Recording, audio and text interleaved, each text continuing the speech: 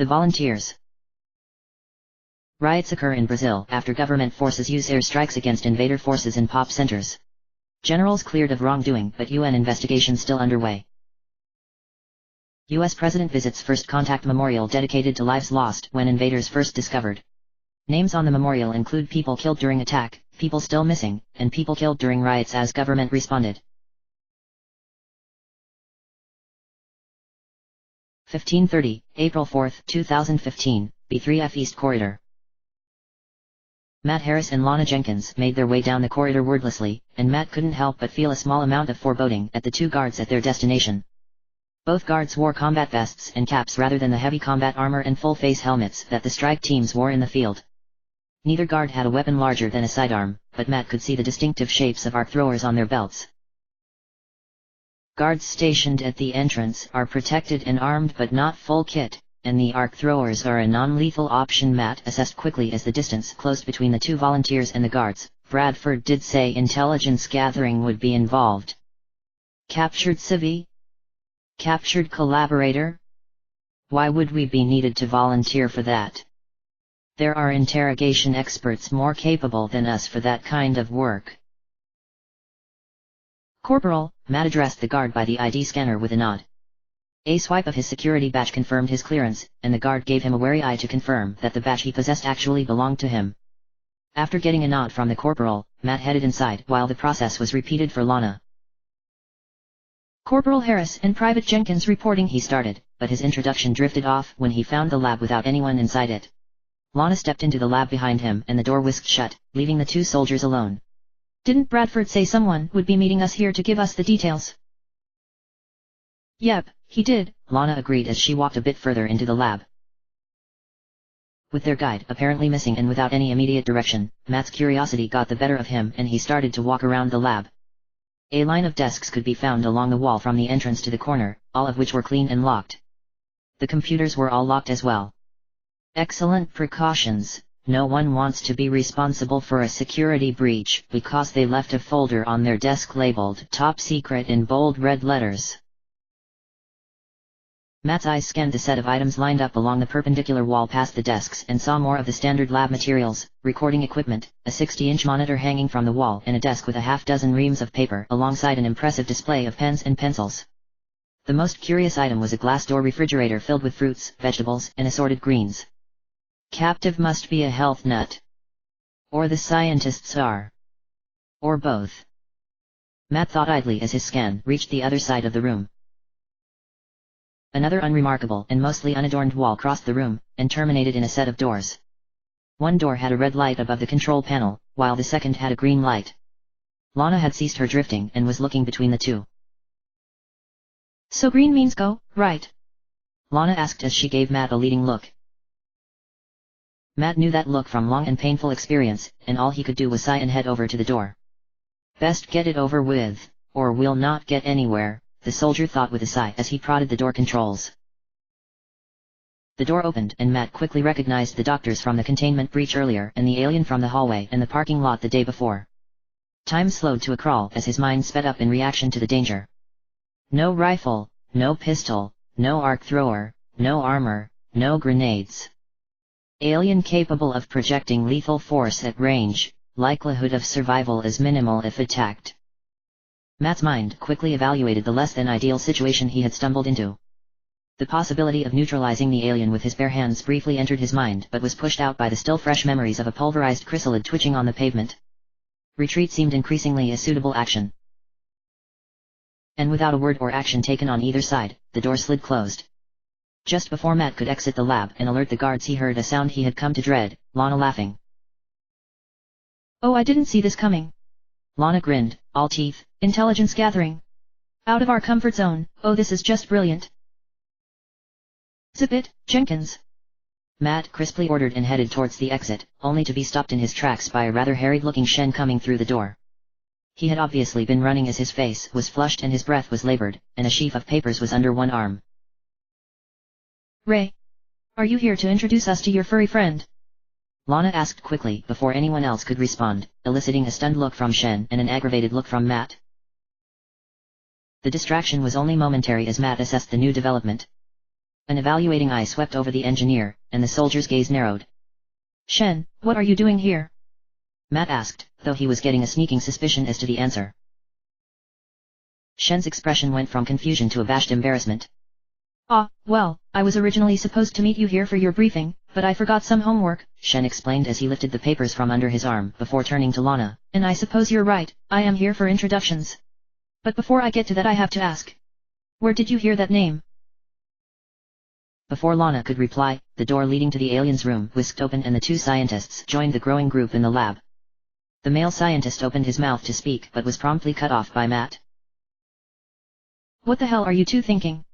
The soldier fumed. You both were inside the same room as a captured alien without guards or even a weapon. What would you have done if it turned hostile? Shen came to the scientist's rescue with his calm reasoning. Corporal, your concern is appreciated but misplaced. This one is different, as you are no doubt aware. She is intelligent, peaceful, and quite curious. The only way there would be any danger is if she feels threatened. And then we're all just an unpleasant stain on the floor, Matt replied, and his mind briefly jumped back to that burning parking lot and the crushed chrysalid. I don't need to remind you people that the thing in that room can smash any of us into paste with just its mind. Wait, it can do that? Lana asked warily, but was promptly ignored. Corporal, the situation where she was found is rather different than where we are now. I can guarantee you that so long as you don't raise your voice and stay an arm's length away, you will be perfectly safe. Shen explained patiently. She has been very respectful and even helpful once we explained our situation. Question. Lana jumped into the conversation rather forcefully the moment Shen stopped to take a breath. If your furry friend is being all helpful, then why are we needed? Matt and I are soldiers, not scientists. What can we do that the researchers can't? Mainly translate for the science team. Dr. Valen has decreed that only a limited number of her science team be exposed to our guests' abilities, so volunteers were requested. I can't be here every day to help translate, and Joel has other projects that demand his time. Matt nearly walked out of the lab the moment he heard the phrase exposed to our guests' abilities. Only one thing stopped him, though, or rather one person. Lana is showing no signs of second thoughts, and I just know that if I walk out, it'll take 10 minutes for the entire base to hear that I ran away from a little purple unicorn, no matter how highly classified this lab is. His gaze flicked to Lana, who was grinning like a Cheshire cat. Oh, I'll get you for forcing me into this. I can understand your reservations, Corporal. All I can say is relax and just talk to our guest like you would talk to another human being, and you just might be surprised. The male scientist said, having finally found an opening in the conversation. I know I certainly was. Matt could only growl and run a hand over his face. Alright, fine. But I swear the moment it decides to start killing people I reserve the right to say, I told you so. If you're holding out hope of saying that, then I'm afraid you're going to be disappointed in the long run, Shen replied with a smile. I think it's time we made our introductions, shall we? Dr. Mills and Ingo you may be familiar with, they're two of the researchers with this project. The two scientists nodded, and the two soldiers returned the courtesy when Shen continued. And these are our two volunteers, Corporal Harris and Private Jenkins. Assuming they take well to our new friend, they'll be assisting with the translation workload in the future. The doubtful expression on Matt's face didn't desist until Shen gave him a gentle pat on the shoulder. Try to relax, son. You're not going in there alone, and all you have to do is talk to her. Seriously, you'll probably look back at this moment and have a good laugh at how tense you are now. On that note, Shen led the soldiers over to the door and prodded the door controls. 1540, April 4, 2015, Stardust Lab. When Joel and Kim stood to leave, Twilight began to review her notes. Already she had begun to organize the chapters and sections of the book she would eventually write on the humans and everything she had learned thus far. Nothing like a nice project to take your mind off of things, she thought, and was almost able to suppress a wince as she subconsciously thought of what she was trying to forget. She had just started to add further notes to her papers when the door opened and Charles entered the room, followed by the two strangers she had seen through the door. Good afternoon, Twilight. How was your nap? He asked with a knowing smile on his face. It was quite refreshing, thank you for asking, Twilight replied, forcing herself to not feel annoyed at his somewhat triumphant smirk. He wouldn't have had to trick me into it if I had used a bit of moderation and common sense. Silly filly. It was probably for the best. I tend to go a little overboard sometimes. I'm relieved to hear it. Charles nodded as he took the far seat at the table. The other humans followed suit and gave Twilight further insight on her human hosts.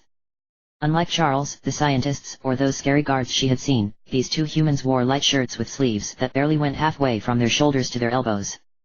Without the baggy lab coats and multiple layers, Twilight could get a better picture of their builds. Both were powerfully built as far as she could tell, with their exposed and hairless arms showing well-defined muscles, but that was where most of the similarity ended. The female was seated across the table from Twilight and was more slender about the shoulders and arms, and had jet black hair like Kim's tied back behind her head. Her bright blue eyes locked onto Twilight in such a way that reminded her uncomfortably of the expressions she saw during the whole Smarty-Pants debacle back in Ponyville. Combined with her grin and those blue eyes, Twilight almost half expected Pinkie Pie to jump out of the human's mouth, and the human was simply a suit used in one of her pranks. The last human took the east to Twilight's right and was a bit larger than the others she had seen. Powerfully built and wide at the shoulders, he kept his brown eyes straight forward and didn't wander anywhere near Twilight's position at the table. His face was also studiously blank and his posture ramrod straight. All of this reminded the unicorn of shining armor while he was on duty. So, who are your friends? Twilight asked leadingly after bringing her gaze back to him. Ah, yes, my friends, Charles said, and pointed to each of the humans in turn. This is Lana and Matt. They're going to be helping out around the lab. Specifically, they'll be helping with translation duties if you can reproduce the spell on them. Joel mentioned that there were concerns of negative side effects from my spells. If that turns out to be true, I'd feel really bad about hurting anybody. Twilight replied reluctantly. Are you sure? Are they sure? We are aware, but I'm afraid I can't be here as much as needed to translate, and Joel has his own responsibilities apart from this lab. These two will help translate for as long as necessary, Charles said, with that comforting smile on his face again. Well, all right, Twilight agreed, and closed her eyes to cast the spell. Slowly, she opened her eyes again and asked, Did it work? Before either of the men could reply, Lana exploded. Oh my god, you are so adorable. How did you get your hair like that?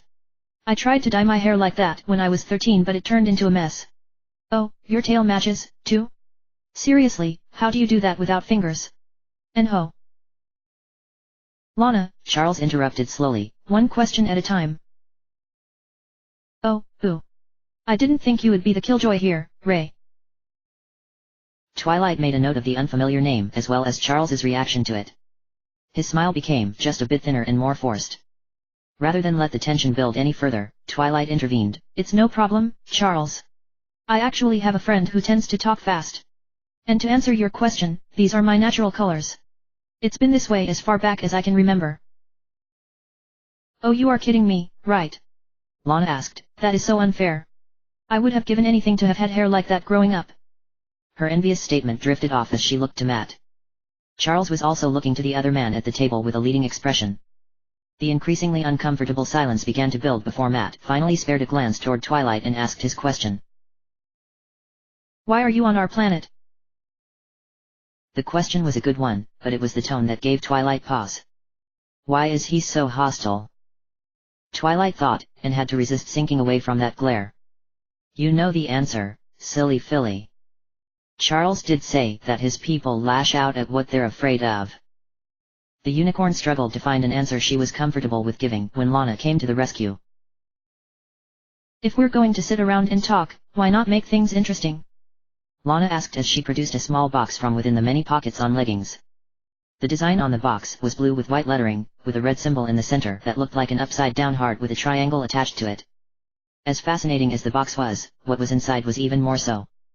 Lana's slender fingers pulled a sizable stack of rectangular cards from within the box, and each had an intricate design similar to some of the ancient illuminated books Twilight had seen at the Canterlot Library.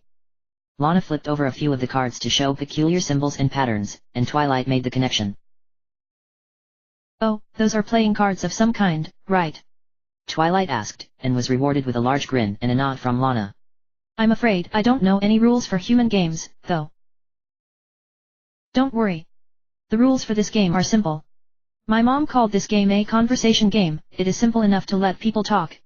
I'll get into the rules in a second, I just want to go over the cards now. Lana flipped over a few more cards, most were bare save for a few symbols arranged in patterns. The few exceptions were beautifully illustrated pictures of humans in elaborate clothes. These are the number cards, their value can be determined by the number in the corner or the number of symbols on the card themselves. Twilight's eyes scanned the exposed cards, quickly identifying the 2 with hearts, the 5 with diamonds, and the 8 and 10 of other symbols. What do the symbols mean? Twilight asked as she noticed more cards with the upside-down heart and triangle symbol, as well as a new symbol that looked almost like a clover with 3 leaves. We'll get to that later. You've seen most of the number cards going from 1 to 10, but now we have the face cards. Lana indicated toward the human-bearing cards. There are 3 face cards for each symbol, Jack, Queen, and King. They've all got unique appearances, but the best way to tell them apart is the letter in the corner. She pointed to each of the cards, the first with a small hook, the second with a circle and slash mark in the corner, and the third looking like a cross that had been flattened on one side, so 2 of the arms went straight up and down. Now there's 1 of each of these cards for every symbol in the deck. There are 4 symbols total, which gives us 52 cards total, Twilight finished before looking up. That's right. Lana chirped. Now for this game, we shuffle the deck and then deal the cards to the players. The game's name is called Liar's Cards and the goal is to drop cards face down in the pile in the center, counting up from 1 to 10, then Jack, Queen and King. Once King is reached, the count resets to 1. I think I understand, but the odds of any one player having enough of each card to add the right one for each turn is... Twilight started until the connection with the game's name occurred. Oh, you're supposed to drop cards even if you don't have the needed number? That's why it's called Liar's Cards, right? Right again. But here's the catch, if you suspect that someone is lying you call them on it. If they are lying, they pick up the entire stack.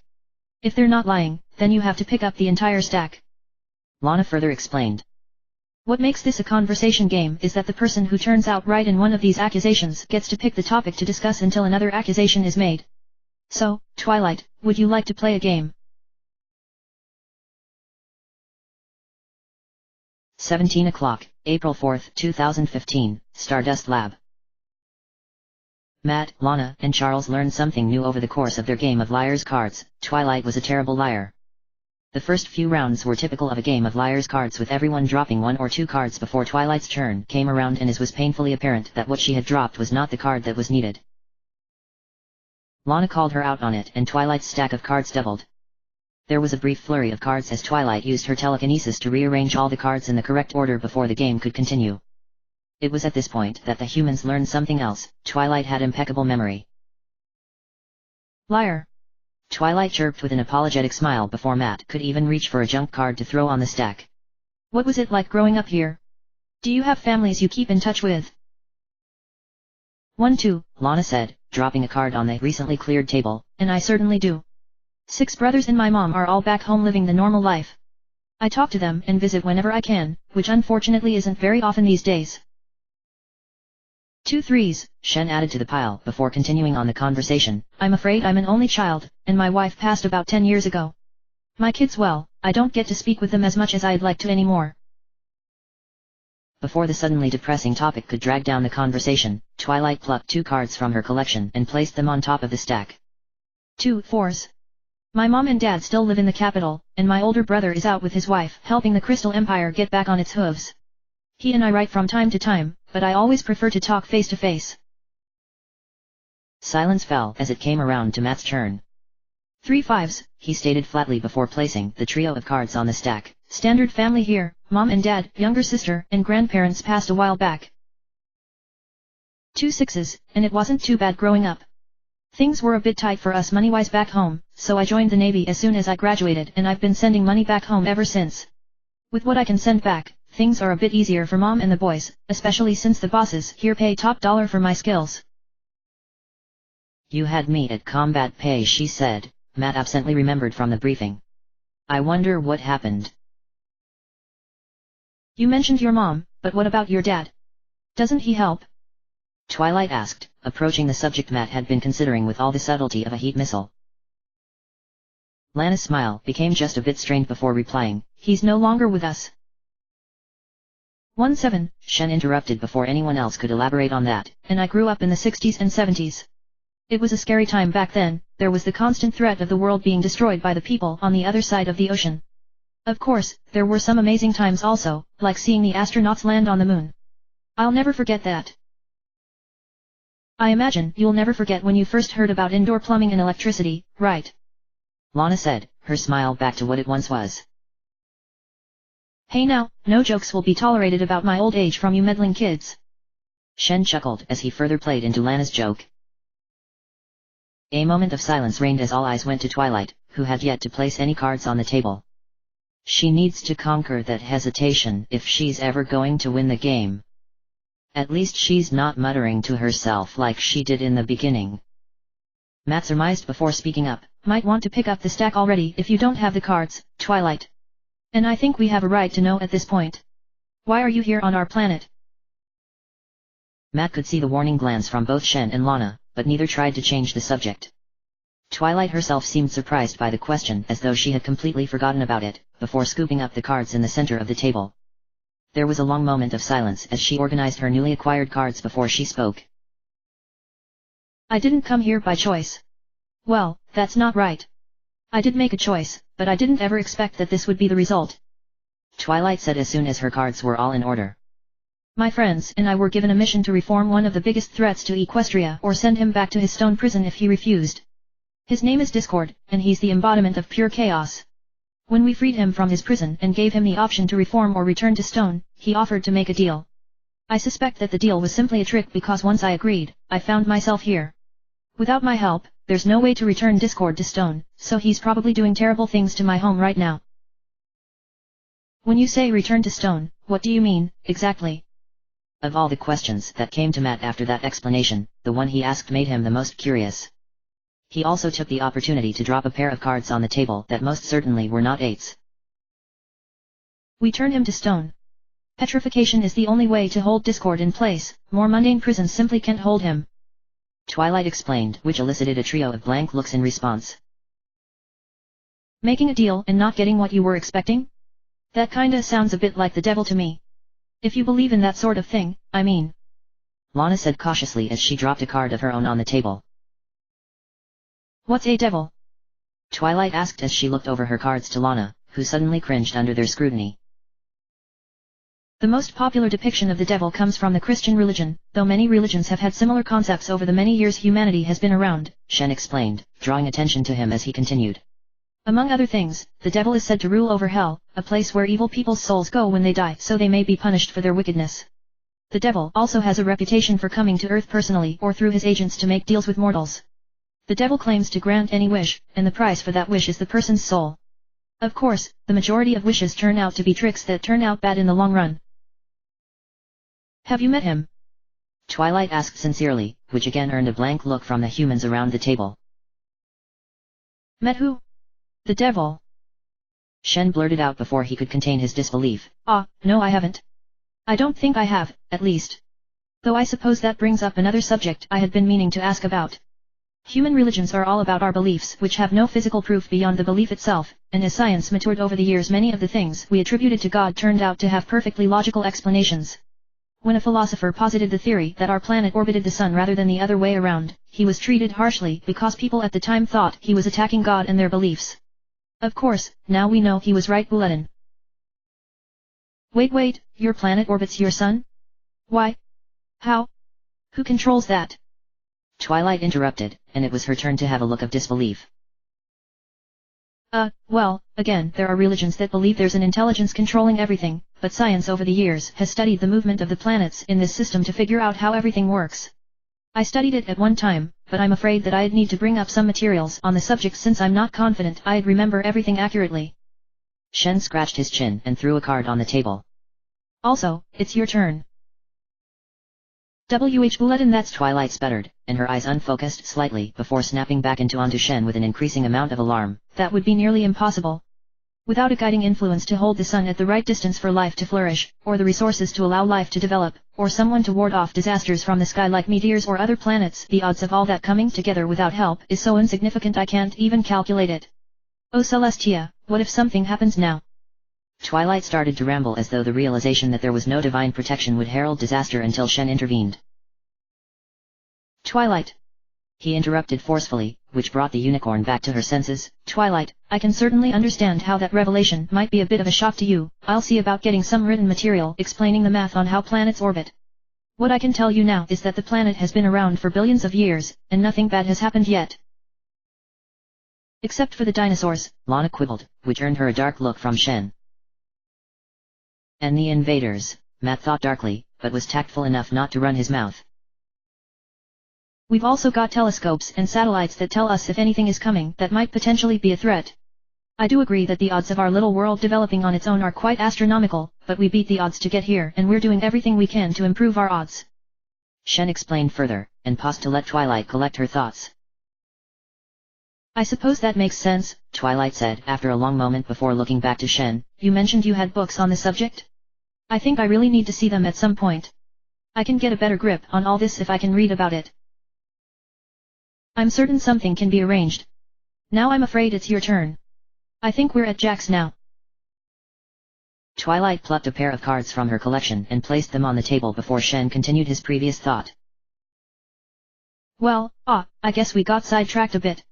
The main reason I brought up religion is because a lot of what you're explaining to us sounds quite a bit like our definition of religion, using supernatural explanations for natural phenomena.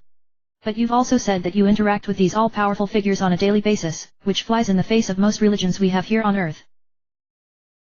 Matt dropped another pair of cards on the table and kept his eyes on the alien before he spoke. There are people who claim to talk to the gods they worship, but the vast majority of them are whack jobs looking for justification for doing something terrible to their fellow men.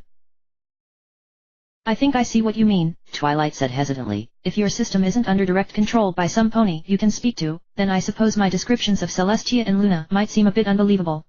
The princesses may be the rulers of Equestria and have more power than any pony, but they're also extremely kind and forgiving, and they aren't perfect or omnipotent. They both have their quirks. Oh. And one king, by the by? Lana asked as she contributed her own card to the pile. Well, Princess Luna's a bit socially awkward and has a tendency to talk really loud. Apparently that's how the princesses talked 1,000 years ago. And Princess Celestia is amazing to everyone she meets but has a reputation for teasing people, but it's not true, she would never do something like that. Probably. That sounds like a strangely specific denial, Twilight. Do you know why she would have that reputation? Shen said, and put 3 cards down on the pile. Well, not personally, Twilight said before closing her eyes and placing a hoof on her face. Wait, that's wrong.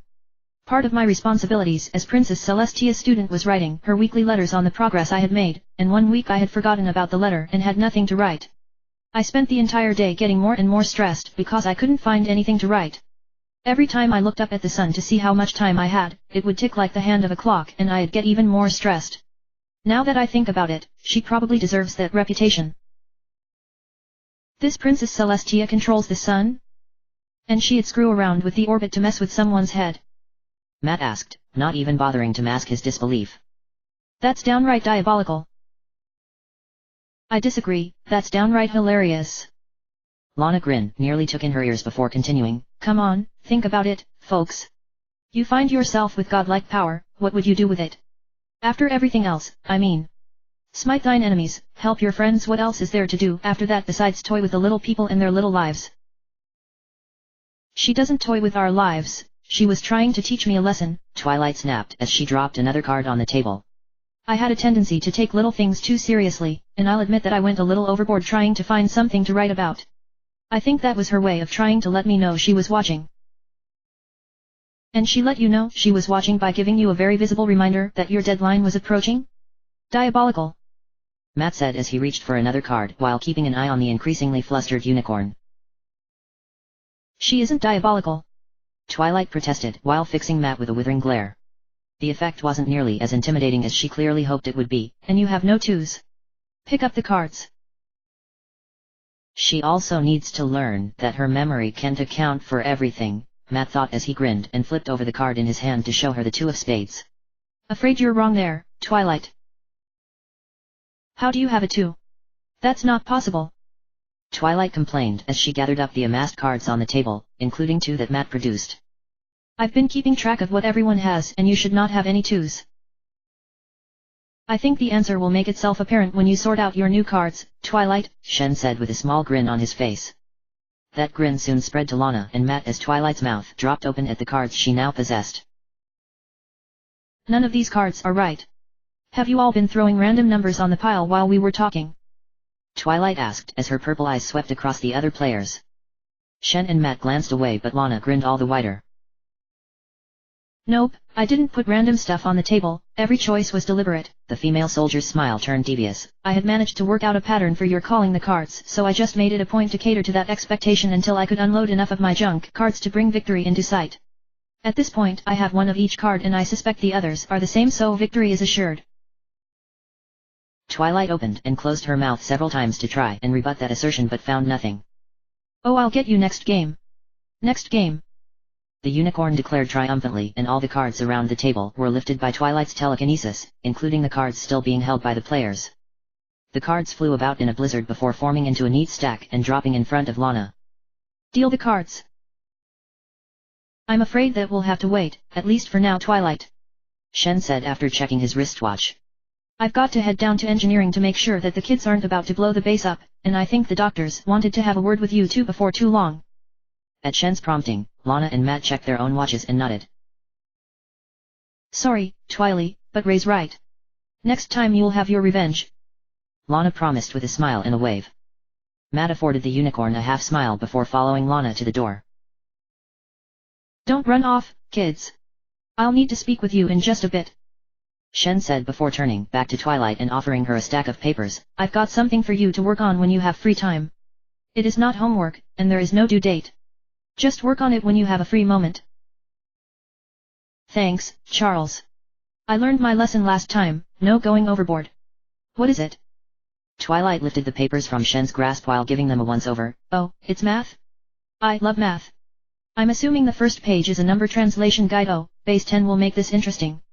Thanks again. No problem. I'll see you soon, Twilight. Charles replied before turning to the two soldiers and leading them out to the lab testing area.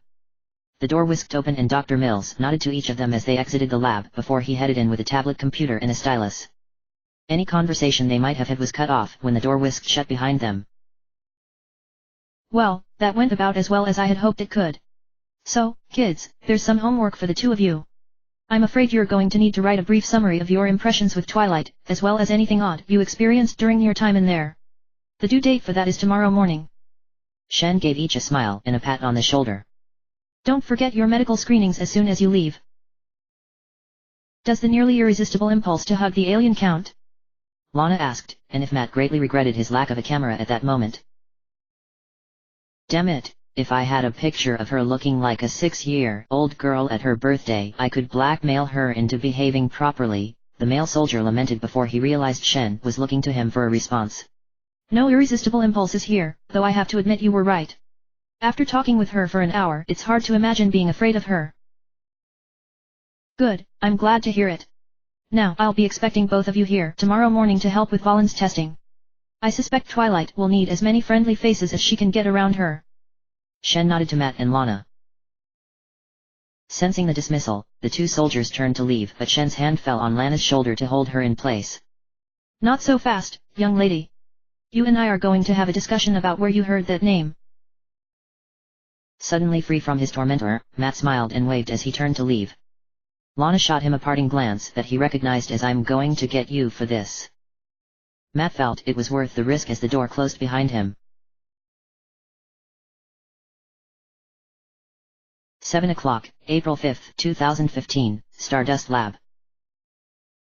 Twilight woke in her bed feeling the best she had since her arrival on Earth. No nightmares chased her from her sleep this morning, which made her quite optimistic for the day.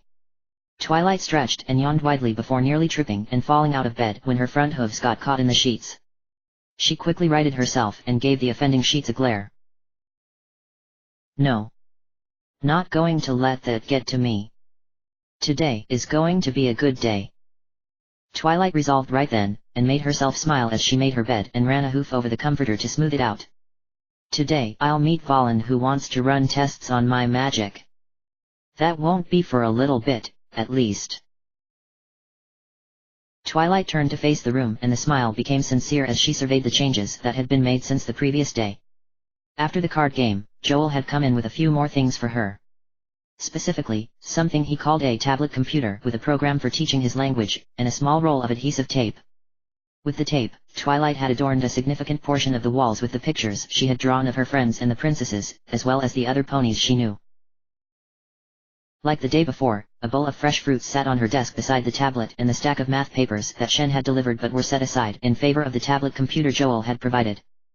It's tempting to keep using the tablet, but I should probably let it rest for now, Twilight decided before hopping up into her chair and levitating a pen over to the math paperwork. She had memorized the translation key for the numbers when Charles first handed it to her, and Twilight was pleased that she was starting to recognize the numbers in the key with the numbers from the card game as well as the numbers from the language program. The pen began to fly over the paper, and the first sheet was done in just over 2 minutes. The second proved a little harder, but if there was anything Twilight enjoyed it was an academic challenge. The second sheet was finished in short order and was quickly moved to the done pile, and Twilight took a moment to dig a bit in the basket of food until she settled on a carrot that somehow got buried near the bottom. She had just started to nibble on it before starting the third sheet when the door opened for Charles and Lana to enter. "Good morning," Twilight said cheerfully, and both returned the greeting. Shen was opened his mouth to speak but Lana beat him to it. "Quick, before we get started. If you ever are eating a carrot and Joel or Kim visit you must ask them, 'What's up Doc?' alright? Trust me, it'll be awesome." There was that grin again, the one that would give Pinkie Pie a run for her bits. Charles's reaction was quite different. Twilight could hear a slight groan as he covered his face with one of his hands. Back on topic, Dr. Valen will be joining us today for some tests. The tests in question won't be in this lab, though. Matt, Lana, and I will take you over to medical, where there's a machine that allows us to scan your body so we can learn how it works without having to do anything invasive. Valen's current theory about your magic has to do with how your horn integrates with your brain, and the machine will hopefully capture something that our eyes have missed. Twilight blinked at the explanation before considering. So it's an X-ray? Yes, I suppose it is. It's something similar. While the machine runs it will take several images of your brain to map where the activity centers are, and I suspect you'll need to use some simple magic in the process to see if that changes anything. Charles scratched his chin while giving Twilight an evaluating look. I'm surprised you know what an X-ray is. That requires a bit of technological development I didn't know you had. Technology? We use magic for it. Twilight replied. I suppose that makes sense. Charles chuckled at something before taking a look at her work on the math sheets. Very impressive, Twilight. I also heard from Joel that you're interested in learning our language and he provided you with some learning material? That's very ambitious. Have you had a chance to go over that material yet? Yep. Twilight chirped. I was able to go through the entire character set as well as the basic numbers, and I think I've worked out a bit of the sentence structure. In terms of structure, the languages aren't too different, but you use your letters to form the words which can also be broken into syllables.